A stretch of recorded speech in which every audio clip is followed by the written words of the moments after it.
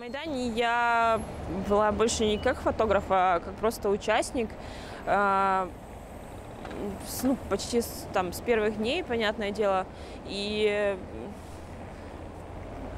на самом деле это было такое вот место, какое-то вдохновение, в плане не вдохновения, а просто вот единение всех. И ощущения, которые там были, не знаю, испытаем ли мы еще когда-нибудь в жизни, потому что вот это чувство плеча и то, что мы вот все можем, и все вот это вот как-то вместе, вот сейчас его на самом деле очень не хватает. А тогда это было вообще какое-то невероятное чувство, и то, что вот даже многие люди говорили, даже те фотографы, которые вот снимали, в принципе, они говорили, что для них это самые яркие вот моменты были в жизни.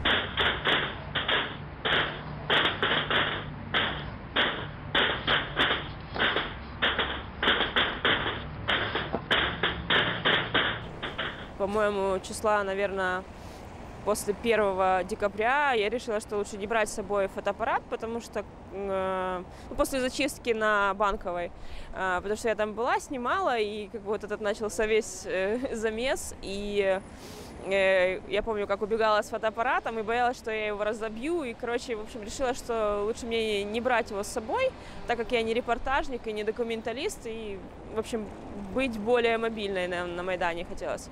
Но потом, позже, когда начали развиваться события, на Майдане появились баррикады. Собственно, они были, не знаю, они меня очень вдохновляли. Для меня они были каким-то произведением искусства. Такой себе инсталляцией протеста.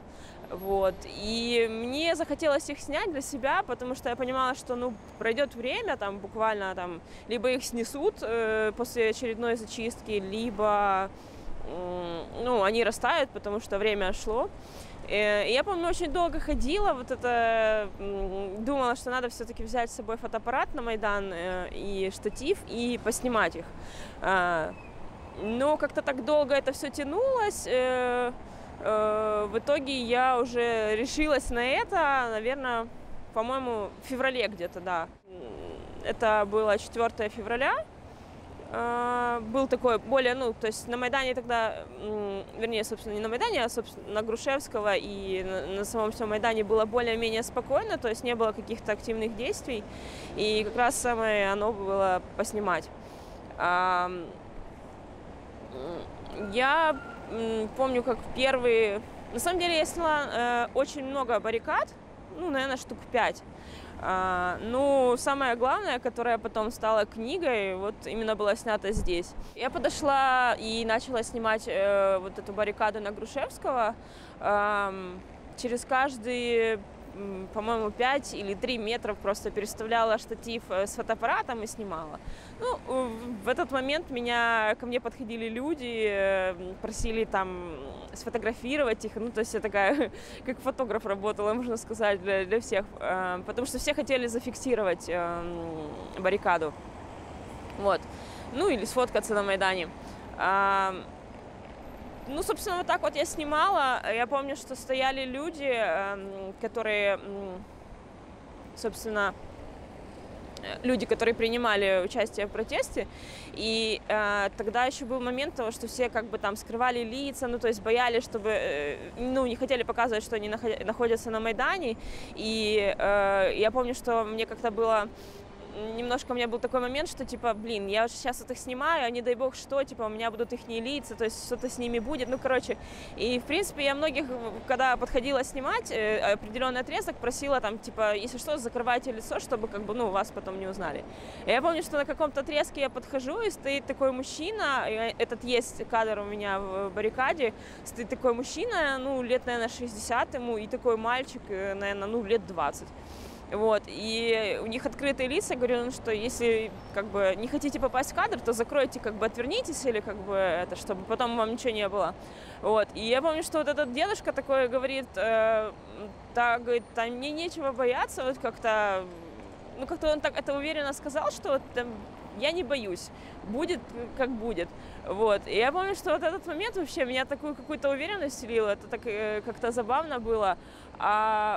А еще был момент, то, что я куда-то там дальше подошла, ну, то есть, когда снимала, и там сидели люди возле бочек, и они наливали коктейли Молотова, ну, то есть делали, вот, и они меня попросили подержать, по-моему, лейку, или, ну, короче, что-то это, и я, то есть, им помогла. А почему я решила снимать? Потому что мне просто хотелось, я не планировала ни какой-то там проект или еще что-то, просто хотелось для себя, потому что, ну, это наша история, заснять именно вот очень тщательно ее, каждый кусочек, каждую фактуру, структуру, и, ну, собственно, поэтому и сняла. Вот. А так на Майдане я больше не снимала. Ну, потом я еще сняла баррикаду на Прорезной. Она такая была чисто снежная. И еще вот здесь возле, рядом тоже на Европейской площади. И еще, по-моему, парочку где-то там тоже на пути. Но самое главное, вот я сейчас вспомнила, что в принципе вообще изначально почему я хотела, вот у меня в голове засела эта идея снимать баррикады, я просто влюбилась в баррикаду Львівська брама.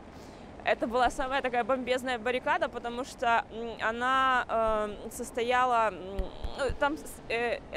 она появилась после, по-моему, 10 или вот этого 11 декабря, когда была вот эта зачистка, и там вот это вот ее выстроили. И как раз это перед Новым годом, и ее взяли, сначала поставили просто бочки, какие-то там железные штуки, а потом их как-то разрисовали под Новый год, вот это вот сделали типа в виде конфет и вот этих новогодних игрушек, которые вот, ну, такие крючки бело-красные, в общем, это было так стёбно, и вот как-то так, а еще перед ней, помню, был залили водой все, чтобы, типа, ну, если будет, опять же, зачистка, чтобы Беркут падал, это было забавно, то есть, собственно, вот из-за этого момента я ее не могла снять, потому что там постоянно было скользко, и невозможно было подойти нормально, ну, как бы отснять ее, вот. И, собственно, я же говорю, из-за этой баррикады вот у меня появилась вот эта вот идея, что, наверное, их надо снять, и в итоге я ее не сняла, вот, как-то так. Я подумала, что приду потом, ну, в другой день сниму, потому что тогда 4 февраля было очень холодно, и, как бы, ну, реально очень долго ходила, снимала, и уже, ну, сильно замерзла, и, короче, в итоге не сняла.